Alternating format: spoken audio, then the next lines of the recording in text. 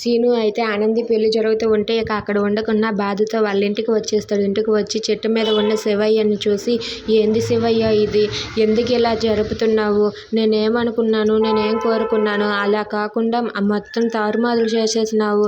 అయినా నా జీవితంలో అమ్మాడి ఉంటుంది అనుకున్నాను, కానీ నువ్వు మాత్రం ఇలా చేసావు, ఏం చేస్తామని చెప్పి సీను అక్కడే అలా ఏడ్చుకుంటూ బాధపడుతూ ఉంటాడు. ఇంతలో అక్కడికి వాళ్ళ బామ్మ వస్తుంది. ఇక గంగవ్వ రాగానే సీను అయితే లేచి కూర్చొని, ఏంది గంగవ్వ అని చెప్పి అంటూ ఉంటాడు. ఏం లేదురా, నువ్వు అలా బాధపడుతూ ఉంటే నేను ఎలా చూస్తూ ఉండగలనురా, నువ్వు బాధపడకరా అని చెప్పి బామ్మ అంటూ ఉంటుంది. అదేం లేదు బామ్మ, నేను బాధపడ్డంతా నా అమ్మాడి కోసమే. అమ్మాడిని చూస్తూ ఉంటే నాకు గుండె మీద కుంపటి పెట్టినట్టుగా ఉంది.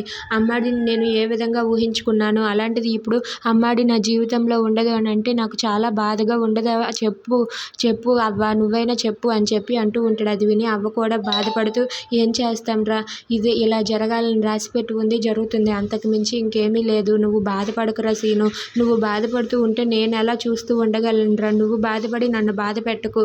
అమ్మాడికి మంచి సంబంధం వచ్చింది, అమ్మాడి సంతోషంగా ఉండడమే కదరా నీకు కావాలి, అందుకే అమ్మాడి సంతోషంగా ఉంటుంది, నువ్వు మాత్రం సంతోషంగా ఉండరా అని చెప్పి అంటుంది. Please subscribe.